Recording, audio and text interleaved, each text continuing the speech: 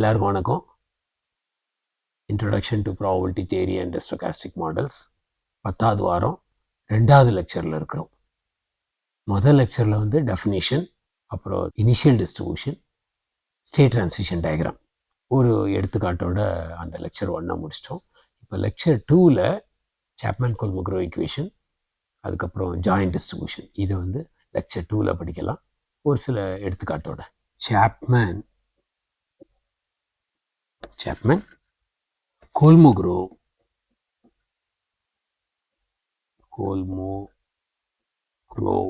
Equation, இது ரொம்ப இம்பார்ட்டண்டான ஈக்குவேஷன்.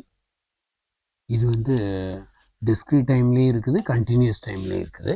இப்போ வந்து நம்ம பார்க்குறது டிஸ்க்ரீட் டைம் மார்க்கோவ் செயினில் சாப்மன்-கோல்மோக்ரோ ஈக்குவேஷன். இதே இதை கண்டினியூஸ் டைமில் அதுக்கு அடுத்த வார பாடத்தில் பார்க்கலாம். இந்த கான்செப்ட் என்ன சொல்லுதுன்னா, let xn be a discrete time Markov chain. அப்படினாலே டிஃபால்ட் மார்க்கோவ் செயின் தான். with the state space capital S. இந்த ரிசல்ட் என்ன சொல்லுதுன்னா, for all m, n which is greater than 0 and all I, j belonging to S, the transition probability Pij within bracketல வந்து m plus n, இது notation, இது என்னன்னு நான் சொல்கிறேன். that is equal to summation over k pi to k of m k to j of n. அப்படின்னா notation என்னன்னு சொல்ல பாருங்க. Pij of bracket m plus n ன்னா where Pij of m plus n அப்படின்னா ஒரு conditional probability x m plus n is equal to j given x naught is equal to I. இதுக்கு பேர் தான் Pij of m plus n. அப்படின்னா system வந்து ஐயிலிருந்து ஜேக்கு m plus n ஸ்டெப்ஸில் move ஆகுது. System வந்து 0th ஸ்டெப்பில் வந்து ஸ்டேட் ஐயில் இருக்குது, m plus nth ஸ்டெப்பில் வந்து ஸ்டேட் ஜேயில் இருக்குது. அந்த கண்டிஷனல் ப்ராபபிலிட்டி தான் நோட்டேஷன் வந்து Pij of bracket m plus n. இந்த சாப்மன்-கோல்மோக்ரோ ஈக்குவேஷன் என்ன சொல்லுதுன்னா, இந்த system I to j in m plus n steps போகிற மூமெண்ட்டு, அந்த கண்டிஷனல் ப்ராபபிலிட்டியை எப்படி எழுதலான்னா I to k in m steps, அப்புறம் கேலேருந்து ஜேக்கு போகிற n steps for all possible values of k. இங்கே வந்து k belonging to s,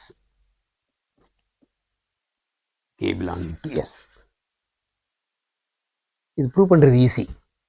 எப்படின்னா லெஃப்ட் ஹேண்ட் சைடில் நீங்கள் வந்து Pij of m plus n அப்படின்னா என்ன அர்த்தம்னா, x0ல் I இருக்குது, xn plus nல j இருக்குது. அந்த கண்டிஷனல் ப்ராபபிலிட்டி நீங்கள் என்ன பண்ணலாம்னா, இன்னொரு கேத் ஸ்டேட்டில் இருக்குதுன்னு, இன்பிட்வீனில் ஒரு கேத் ஸ்டேட்டில் இருக்குதுன்னு சொல்லிட்டு இது பண்ணிவிட்டு அதை ரெண்டாக ஸ்ப்ளிட் பண்ணிங்கன்னா, ஏன்னா நம்ம ஏற்கனவே பார்த்துருக்கோம் மார்க்கோ ப்ராப்பர்ட்டி வந்து லேட்டஸ்ட் ப்ராபபிலிட்டி மட்டும்தான் வரும், அதுக்கு முன்னாடி இருக்கிற ப்ராபபிலிட்டியோட அந்த ரேண்டம் வேரியபிளோட ப்ராபபிலிட்டிலாம் வராது. ஸோ அதனால் அந்த மார்க்கோ ப்ராப்பர்ட்டியை யூஸ் பண்ணி அது டிடிஎம்சிங்கிறதுனால அதை ரெண்டாக ஸ்ப்ளிட் பண்ணி எழுதிக்கலாம். எழுதினீங்கன்னா உங்களுக்கு வந்து ஃபைனலாக இந்த ரிசல்ட் வரும். இதுக்கு நான் ப்ரூஃப் கொடுக்கல, இதுக்கு நான் நோட்டேஷன் கீழே எழுதியிருக்கேன். ஸோ இது ப்ரூஃப் ஈஸி தான். நீங்கள் அந்த கண்டிஷனல் ப்ராபபிலிட்டியை வந்து கொஞ்சம் எக்ஸ்பேண்ட் பண்ணி ஒரு கேயை இன்ட்ரடியூஸ் பண்ணிவிட்டு அப்புறம் ஒரு 2 டேர்ம் வரும், அந்த 2 டேர்மை சிம்பிளிஃபை பண்ணிங்கன்னா உங்களுக்கு வந்து இந்த ரைட் ஹேண்ட் சைடில் இருக்க ஆன்சர் வந்துடும். இப்போ இது எழுதியிருக்கிறது வந்து ப்ராபபிலிட்டியில் மாதிரி இருக்குது. இதை வந்து மேட்ரிக்ஸ் ஃபார்மில் எழுதலாம். இதை மேட்ரிக்ஸ் ஃபார்மில் எழுதுனா என்ன ஆகும்னா, ஒரு பி மேட்ரிக்ஸு அதனுடைய m plus nth step P matrix, நம்ம 1 ஸ்டெப் ட்ரான்சிஷன் ப்ராபபிலிட்டி மேட்ரிக்ஸ் வந்து பி மேட்ரிக்ஸ்னு எழுதணும். இங்கே வந்து நான் P of within bracket m plus என்னன்னு எழுதுறேன்னா என்ன அர்த்தம்னா m ப்ளஸ் n ஸ்டெப்ஸ் வர்ற பி மேட்ரிக்ஸ். சிஸ்டம் வந்து 0th ஸ்டெப்லேருந்து m ப்ளஸ் nth ஸ்டெப்புக்கு போகிற m plus nth step probability மேட்ரிக்ஸை வந்து இந்த மாதிரி எழுதலாம். தட் இஸ் ஈக்குவல் டு இந்த ரைட் ஹேண்ட் சைடில் இருக்கிறதையும் நீங்கள் மேட்ரிக்ஸ் ஃபார்மில் எழுதுனீங்கன்னா என்ன ஆகும்னா P of bracket M P of bracket N. முதல்ல எழுதுனது எலிமெண்ட்ஸ் லெவலில், இது வந்து மேட்ரிக்ஸ் ஃபார்மில் எழுதணும்னா அதை வந்து P of bracket M P of bracket N. இதை இன்னும் கொஞ்சம் சிம்பிளிஃபை பண்ணிங்கன்னா இது நம்ம பார்க்குறது எல்லாமே டைம் ஹோமோஜினஸ் மார்க்கோச்செயின்ங்கிறதுனால இந்த n ஸ்டெப் ட்ரான்சிஷன் ப்ராபபிலிட்டி வந்து சேம் அஸ் ஒன் ஸ்டெப் ட்ரான்சிஷனில் பவர் n பண்ணுறது. அதனால் இந்த ரைட் ஹேண்ட் சைடு என்ன ஆகிடும்னா இந்த m ஸ்டெப் ட்ரான்சிஷன் ப்ராபபிலிட்டி வந்து ஒன் ஸ்டெப் ட்ரான்சிஷன் ப்ராபபிலிட்டியில் raise to the power m. நான் ப்ராக்கெட் எழுதலை அப்படின்னா என்ன அர்த்தம்னா அதே ஒன் ஸ்டெப் ட்ரான்சிஷன் ப்ராபபிலிட்டி மேட்ரிக்ஸில் பவர் m பண்ணணும். இதே மாதிரி இதுவும் இந்த n step transition probability matrix வந்து ஒன் ஸ்டெப் ட்ரான்சிஷன் ப்ராபபிலிட்டியில் raise to the power n. அப்போ என்ன ஆகிடும்னா இது சிம்பிளிஃபை ஆகி வந்து P power m plus n. அப்படின்னா என்ன அர்த்தம்னா ஈக்குவலண்ட்டாக m plus nth step transition probability matrix is nothing but one step transition probability மேட்ரிக்ஸில் with the raise to the power m plus n. So இந்த சாப்மன்-கொல்மோக்ரோவ் ஈக்குவேஷன் வந்து very important இந்த discrete time Markov chain கேஸில். ஏன்னா ஒவ்வொரு step ட்ரான்சிஷன்ஸையும் நீங்கள் break பண்ணி one step transition probability matrix வழியாகவே எல்லா எந்த ஸ்டெப் ட்ரான்சிஷன் ப்ராபபிலிட்டி மேட்ரிக்ஸையும் கண்டுபிடிச்சிக்கலாம். ஃபார்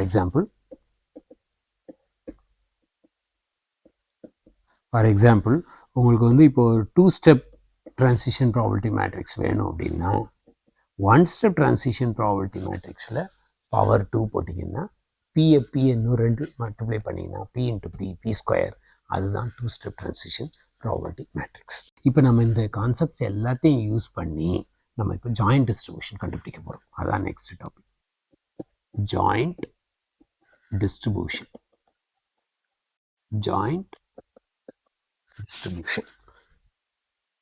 எப்படி ஜாயிண்ட் டிஸ்ட்ரிபியூஷன் கண்டுபிடிக்க போகிறோம் அப்படின்னா நமக்கு தேவையானது வந்து இப்போ வந்து joint distribution of x0 x1 xn. இந்த ஜாயிண்ட் டிஸ்ட்ரிபியூஷன் கண்டுபிடிக்கணும் அப்படின்னா நம்ம என்ன பண்ணலாம்னா probability of x0 is equal to some value I0, x1 is equal to I1, xn is equal to In. இதுதான் ஜாயிண்ட் டிஸ்ட்ரிபியூஷன். இந்த n plus 1 random variable joint distribution. That is equal to, உங்களுக்கு ஏற்கனவே தெரியும் ப்ராபபிலிட்டியில் x0 is equal to I0 multiplied by probability of x1 is equal to I1 given x0 is equal to I0 multiplied by probability of x2 is equal to I2 given x0 is equal to I0 comma x1 is equal to I1. அதே மாதிரி போயிட்டே இருக்கும். இதே மாதிரி last term எப்படி இருக்குன்னா probability of xn is equal to In given x0 is equal to I0, x1 is equal to I1. அதே மாதிரி xn minus 1 is equal to In minus 1. இப்போ நம்ம என்ன கண்டுபிடிக்கணும்னா ஜாயிண்ட் டிஸ்ட்ரிபியூஷன் தான் கண்டுபிடிக்கிறோம். probability of x0 is equal to I0 அப்படி வச்சுக்கிறேன். ஏன்னா I0ன்னு வர்றதுனால probability of x0 is equal to I0. இப்போ ரெண்டாவது டேர்ம் பாருங்கள், x0ல வந்து I0, x1ல வந்து I1. அப்படின்னா இது ஒன் ஸ்டெப் ட்ரான்சிஷன் ப்ராபபிலிட்டி. அப்படின்னா P of I0, I1. அடுத்த probability of x2 is equal to I2 given x0 is equal to I0, x1 is equal to I1. But இந்த conditional probability same as conditional probability of x2 is equal to I2 given only x1 is equal to I1. அதனால இது என்ன ஆயிடும், probability of I1, I2. அடுத்ததும் அதே மாதிரி probability of I2 to I3. இதே மாதிரி போய்கிட்டே இருக்கும், மல்டிப்ளை, எல்லாமே மல்டிப்ளிகேஷன். இந்த லாஸ்ட் டேர்ம் வந்து probability of I n minus 1, in. இதுதான் joint distribution of x0, x1, xn. இது ஜாயிண்ட் டிஸ்ட்ரிபியூஷன் தெரிஞ்சதுக்கப்புறம் இப்போ உங்களுக்கு வந்து மார்ஜினல் டிஸ்ட்ரிபியூஷன் வந்து கண்டுபிடிக்கலாம். For example, probability of xn is equal to in. இது மட்டும் தெரியும்னு வச்சுக்கோங்க. Probability of xn is equal to in. இது மட்டும் தெரியணும்னா நம்ம என்ன பண்ணலாம்னா, probability of xn is equal to in given x0 is equal to some state I,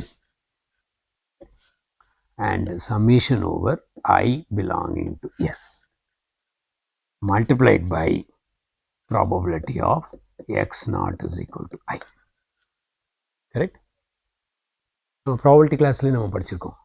ஒரு டிஸ்ட்ரிபியூஷன் தெரியணும்னா அதை கண்டிஷனல் பண்ணிவிட்டு அந்த டிஸ்ட்ரிபியூஷனை மல்டிப்ளை பண்ணி சம்மேஷன் ஓவர் ஐ பண்ணிங்கன்னா உங்களுக்கு ப்ராபபிலிட்டி டிஸ்ட்ரிபியூஷன் ஆஃப் எக்ஸ்என் கிடச்சிடும். That is equal to summation over I belonging to S. இது வந்து என்னது, Pi to In in n steps multiplied by the probability of x not is equal to I வந்து நம்ம நோட்டேஷனில் alpha suffix. இப்போ Pi to In n ஸ்டெப்ஸுங்கிறத வந்து நீங்கள் வந்து அதை தனியாக கண்டுபிடிச்சிக்கலாம். அப்போ நான் என்ன கண்டுபிடிச்சிங்கன்னா, ஒரு மேட்ரிக்ஸோட பவர் n கண்டுபிடிச்சிட்டு அந்த எலிமெண்ட் எடுத்திங்கன்னா உங்களுக்கு கிடச்சிடும், n ஸ்டெப் ட்ரான்சிஷன் ப்ராபபிலிட்டி கிடச்சிடும். ஸோ இப்போ நம்ம இதில் வந்து ஜாயிண்ட் டிஸ்ட்ரிபியூஷனும் கண்டுபிடிச்சிடுறோம், மார்ஜினல் டிஸ்ட்ரிபியூஷன் ஆஃப் xnனும் கண்டுபிடிக்க முடியுது. இப்போ நம்ம ஒரு சில எக்ஸாம்பிள் பார்க்கலாம். எடுத்துக்காட்டாக நம்ம வந்து ரேண்டம் வாக் எடுக்க போகிறோம். இந்த ரேண்டம் வாக்கை வந்து நம்ம ப்ரூவ் பண்ண போகிறோம். இது discrete time Markov chain. First நீங்கள் ரீகால் பண்ணிக்கோங்க. S0 வந்து 0, S1 வந்து summation of xi's. Each xi's வந்து Bernoulli distributed random variable. So each xi வந்து 1 எடுக்கலாம், இல்லைனா -1 எடுக்கலாம் with probability p and 1 minus p. அதனால் இந்த Snங்கிறது வந்து ஒரு discrete time discrete state stochastic process. State space வந்து 0 +or -1 +or -2 அந்த மாதிரி பேராமீட்டர் ஸ்பேஸ். இப்போ வந்து இதில் நம்ம என்ன ப்ராப்பர்ட்டி பார்த்ததில் வந்து என்ன சொல்லியிருக்கோம்னா, இண்டிபெண்டன்ட் இன்க்ரிமெண்ட் ப்ராப்பர்ட்டி சாட்டிஸ்ஃபை பண்ணுது, ஸ்டேஷனரி இன்க்ரிமெண்ட் ப்ராப்பர்ட்டி சாட்டிஸ்ஃபை பண்ணுது, மூணாவது வந்து மார்க்கோவ் ப்ராப்பர்ட்டி சாட்டிஸ்ஃபை பண்ணுதுன்னு நான் அப்போ சொல்லிட்டேன். அப்பவும் நான் உங்களுக்கு சொன்னேன், நான் அடுத்த வார பாடத்தில் வந்து இதை மார்க்கோவ் ப்ராப்பர்ட்டி சாட்டிஸ்ஃபை பண்ணுதுன்னு ப்ரூவ் பண்ணுவேன்னு சொன்னேன். இப்போ நம்ம அந்த ப்ரூஃபை மட்டும் பார்க்கலாம். இந்த எஸ்என்கிறது வந்து மார்க்கோவ் ப்ராப்பர்ட்டி சாட்டிஸ்ஃபை பண்ணுது. அதனால் இது வந்து discrete time discrete state stochastic process plus Markov property satisfy பண்ணதுனால இது வந்து ஒரு டிஸ்க்ரீட் டைம் மார்க்கோவ் செயின். அதை நம்ம இப்போ பார்ப்போம். ஸோ எடுத்துக்காட்டு வந்து ரேண்டம் வாக்.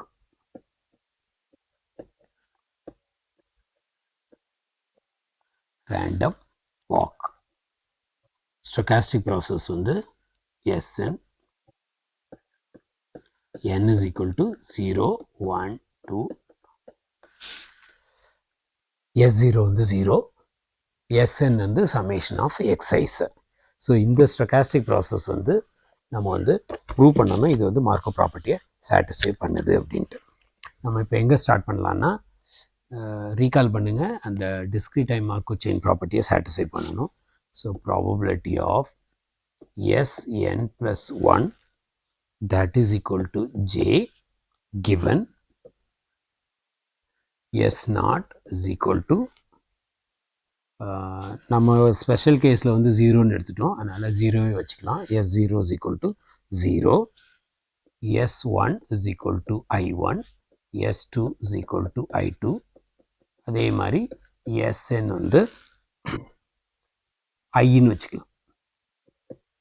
ஏன்னா நம்ம இப்போ கண்டுபிடிக்க போகிறது வந்து கடைசியில் என்ன எழுதிட்டு வரணும்னா, இந்த conditional probability I to j போகுதுன்னு சொல்லணும். ஸோ இந்த நடுவில் இருக்கிறதெல்லாம் காணாமல் போயிடும். ஸோ இதான் நம்ம ப்ரூவ் பண்ணணும். ஸோ லெஃப்ட் ஹேண்ட் சைட்லேருந்து ஸ்டார்ட் பண்ணியிருக்கோம். That is equal to probability of Sn plus 1 is equal to j, comma Sn is equal to I, comma Sn minus 1 is equal to I n minus 1. அதே மாதிரி S2 is equal to I2, S1 is equal to I1, S0 is equal to 0 divided by probability of எல்லாத்தையும் எழுதணும். இது Sn is equal to I, Sn minus 1 is equal to In minus 1. அப்படி S2 வந்து I2, S1 வந்து I1, S0 is equal to 0. இப்போ அடுத்த line. இப்போ நம்ம என்ன பண்ண போகிறோம்னா இதை கொஞ்சம் மாற்றி எழுத போகிறோம். எப்படி எழுத போகிறோம்னா probability of S0 is equal to 0 அதை வந்து அப்படியே எழுதிக்கிறோம். ரெண்டாவது இது வந்து S1 வந்து I1ன்னா நம்ம என்ன பண்ணுறோன்னா அப்படின்னா என்ன அர்த்தம்னா S1னா சம்மேஷன் ஆஃப் எக்ஸ் சைஸு. அப்படின்னா அப்போ X1 வந்து I1 மைனஸ் 0, X1 வந்து I1 மைனஸ் 0. அடுத்தால X2ங்கிறது வந்து I2 மைனஸ் I1. இப்படியே எழுதிட்டு போனோம்னா லாஸ்ட் இது வந்து Xn மைனஸ் 1 வந்து In minus 1 minus In minus 2. கடைசி எலிமெண்ட் வந்து Xn I minus In minus 1. அதுக்கப்புறம் Xn plus 1, Xn plus 1 என்னவா இருக்கும்னா J minus I. இவ்வளவு நியூமரேட்டர் divided by, இப்போ டினாமினேட்டரும் அதே மாதிரி எழுதலாம். டினாமினேட்டரையும் நீங்கள் அதே மாதிரி எழுதினீங்கன்னா probability of S0 is equal to 0, X1 is equal to I1, X2 is equal to I2 minus I1. அப்படியே எழுதிட்டு போனீங்கன்னா இந்த Xn minus 1 நான் எழுதாம விட்டுறேன். டைரெக்டாக Xn எழுதுறேன். Xn is equal to I minus denominator பாருங்கள் Sn வரைக்கும் தான் எழுதணும். Sn வந்து I, அதனால் Xn வந்து I minus In minus 1 இங்கோட close பண்ணிக்கணும். இப்போ பாருங்கள் இந்த எக்ஸைஸ் எல்லாம் மியூச்சுவலி இண்டிபெண்ட் ரேண்டம் வேரியபிள். அதனால் என்ன ஆகிடும்னா இந்த நியூமரேட்டரில் இருக்க ப்ராபபிலிட்டி எல்லாமே எல்லா joint distribution product of individual probabilities.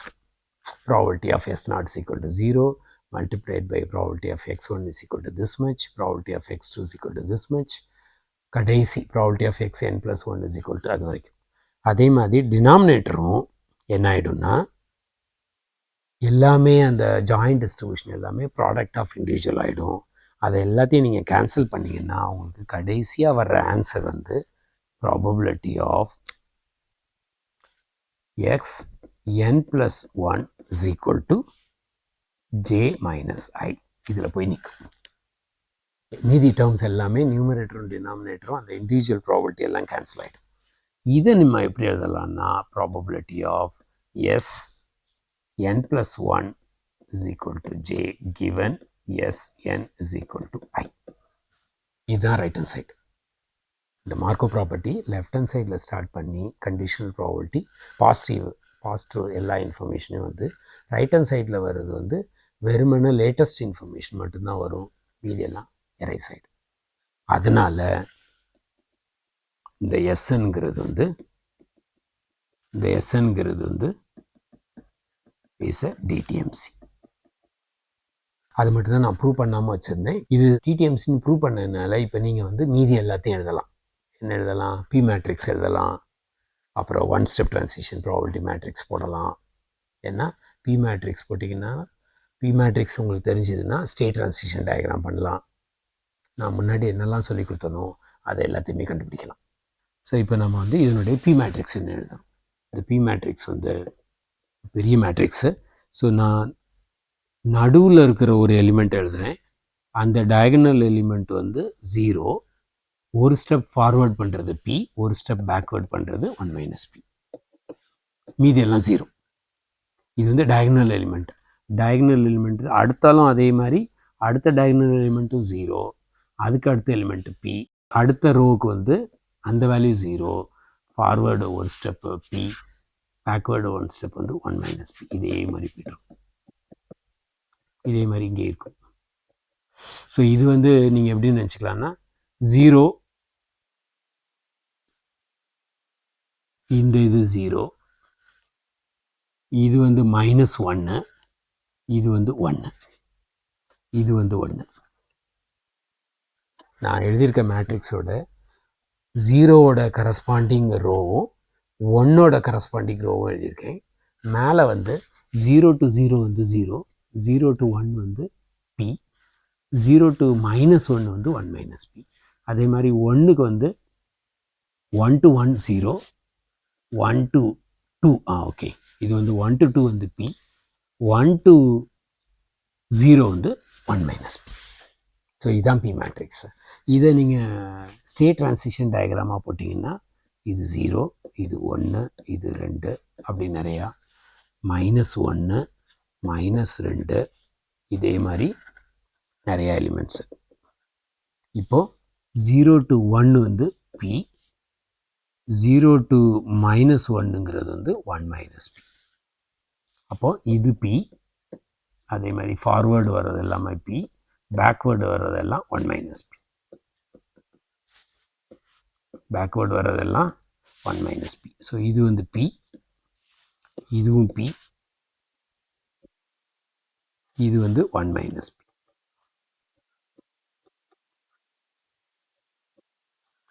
So இதுதான் state transition diagram for the random walk. Symmetric random வாக்கில் இதில் P is equal to 1/2 போட்டிங்கன்னா சிமெட்ரிக் ரேண்டம் வாக்கு. இதுதான் P மேட்ரிக்ஸ், இதனுடைய ஈக்குவலண்ட் டயக்ராம். இப்போ ஒரு சின்ன எடுத்துக்காட்டு, இன்னொரு எடுத்துக்காட்டு பார்த்துக்கலாம். ஸோ நம்ம வந்து இந்த முன்னாடி எடுத்த அதே எக்ஸாம்பிளே எடுத்துக்கிறேன். நான் புதுசாக ஒரு எக்ஸாம்பிள் க்ரியேட் பண்ணுறதுக்கு பதிலாக பழைய எக்ஸாம்பிளே 2 ஸ்டேட்டு P மேட்ரிக்ஸ் கொடுத்தாச்சு. இப்போ வந்து அடிஷ்னலாக ஒரு இனிஷியல் டிஸ்ட்ரிபியூஷன் கொடுத்துருவோம் பை. அந்த வேல்யூ வந்து 1/2, 1/2. அப்படின்னா என்ன அர்த்தம்னா சிஸ்டம் வந்து 50% ஸ்டேட்டு 0ல் ஸ்டார்ட் பண்ணலாம், இல்லைன்னா 50% 1ல் ஸ்டார்ட் பண்ணலாம். இதுதான் இனிஷியல் டிஸ்ட்ரிபியூஷன். இப்போ கொஸ்டின் வந்து find given pi is equal to 1/2, 1/2 find மொதல் வேல்யூ என்னென்னா probability of x1 is equal to 1 given x0 is equal to 0. ரெண்டாவது question probability x2 is equal to 1 given x1 is equal to 0. மூணாவது question probability of x2 is equal to 1 x1 is equal to 0 given x0 is equal to 1. நாலாவது question probability of x3 is equal to 0. இந்த 4 கொஸ்டினுக்கும் answer கண்டுபிடிக்கலாம். So first question probability of x1 is equal to 1 given x0 is equal to 0. அப்படின்னா என்ன அர்த்தம்னா, அதாவது 0th ஸ்டெப்பில் வந்து system 0ல் இருக்குது, ஃபஸ்ட்டு ஸ்டெப்பில் வந்து 1ல் இருக்குது. அப்போனா 0 to 1 ஒரே ஸ்டெப்பில் போகிற ப்ராபபிலிட்டி என்ன? அது நம்ம ஏற்கனவே கொடுத்துருக்கோம். 0 to 1 போகிற ப்ராபபிலிட்டி வந்து 0.7. ரெண்டாவது question probability of x2 is equal to 1 given x1 is equal to 0. இதுவும் famous one step transition probability தான். ஏன்னா இது வந்து 1வது ஸ்டெப்பில் வந்து ஸ்டேட் 0ல் இருக்குது, 2வது ஸ்டெப்லேருந்து 1 இருக்குது. அப்படின்னா இதுவும் அதே கொஸ்டின் தான். ஸோ அதனால் அந்த ப்ராபபிலிட்டியும் 0.7 தான். மூணாவது probability of x2 is equal to 1 x1 is equal to 0 given x0 is equal to 1. அப்படின்னா என்ன அர்த்தம்னா, இதை வந்து நான் கொஞ்சம் பிரேக் பண்ணிக்கலாம். எப்படி பிரேக் பண்ணிக்கலாம்னா, probability of x2 is equal to 1 given x1 is equal to 0 multiplied by probability of x1 is equal to 0 given x 0 is equal to 1. Correct? எப்படி பிரேக் பண்ணிக்கிறேன்னா x2 given x1 அப்புறம் x1 given x0. இப்போது இதெல்லாமே one step தான். அதனால் x1 to 2 one step தான். So அதனால் one ஸ்டெப்பில் 0 to 1 என்ன ப்ராபபிலிட்டி? 0 to 1 ஒன் ஸ்டெப்பில் வந்து 0.7 இன்ட்டு ஒன் ஸ்டெப்பில் 1 to 0 1 to 0 ஒன் ஸ்டெப் 0.4.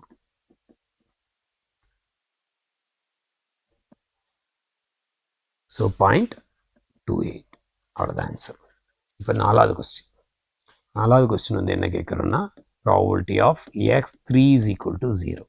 அதாவது தேர்ட் ஸ்டெப்பில் சிஸ்டம் வந்து 0ல் இருக்கிறதுக்கு என்ன ப்ராபபிலிட்டி? அப்படின்னா என்ன அர்த்தம்னா அது எங்கே வேணாலும் ஸ்டார்ட் ஆகிருக்கலாம். ஸ்டார்ட் ஆனதுக்கப்புறம் 3 ஸ்டெப்பு ஜம்ப் பண்ணியிருக்கணும். அப்படின்னா சம்மேஷன் ஃபஸ்ட்டு டெஃபினிஷன் எழுதுகிறோம். ஃபஸ்ட்டு டெஃபினிஷன் எங்கேனாலும் ஸ்டார்ட் ஆகிருக்கலாம்.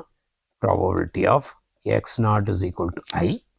அப்புறம் ஐயிலிருந்து x3க்கு வந்து 0க்கு போய் நிற்கணும். x0 வந்து ஐயில் இருக்கணும். Summation over I. இது பை டெஃபினிஷன். அதாவது ஐயத் ஸ்டேட்டில் 0th ஸ்டெப்பில் இருந்துச்சுன்னா 3 ஸ்டெப் ஜம்ப் ஆகி ஸ்டேட் 0க்கு போகுது. ஸோ இப்போ இதை வந்து பிரித்து எழுதலாம். வந்து probability that x0 is equal to 0 multiplied by p0 0 of 3 steps plus probability of x0 is equal to 1 into probability of 1 0 in 3 steps. அப்போ என்ன பண்ணணும்னா நீங்கள் probability of x0 is equal to 0 அது ஏற்கனவே given 1/2. 3 ஸ்டெப்பில் 0 to 0 in 3 steps. ஸோ அப்போ என்ன பண்ணணும்னா p பவர் கியூப் கண்டுபிடிக்கணும். நீங்கள் p பவர் 3 கண்டுபிடிச்சி அதில் 0 to 0 எலிமெண்ட்டை கண்டுபிடிக்கணும். அதே மாதிரி p கியூப் கண்டுபிடிச்சி அதில் 1 0 எலிமெண்ட் கண்டுபிடிக்கணும். ஸோ நீங்கள் என்ன பண்ணணும்னா p0 0 of 3 அப்படின்னா என்ன அர்த்தம்னா p கியூப் மேட்ரிக்ஸ் கண்டுபிடிச்சி அதில் 0 0th எலிமெண்ட் எழுதுனீங்கன்னா அதுதான் p0 0 of 3. அதே மாதிரி p கியூப் கண்டுபிடிச்சிட்டு p10 அந்த எலிமெண்ட்டை கண்டுபிடிச்சிங்கன்னா அதுதான் p10 of 3. இதை சிம்பிளிஃபை பண்ணிங்கன்னா உங்களுக்கு ஆன்சர் வரும். நான் அதை எழுதாமல் விட்டுறேன். ஸோ நீங்களாக இந்த வேல்யூஸ் எல்லாம் சப்ஸ்டியூட் பண்ணி சிம்பிளிஃபை பண்ணிங்கன்னா உங்களுக்கு probability of x3 is equal to 0 answer கிடச்சிடும். ஸோ இந்த எடுத்துக்காட்டோட இந்த லெக்சரை முடிச்சுக்கிறேன். தேங்க்யூ. நன்றி.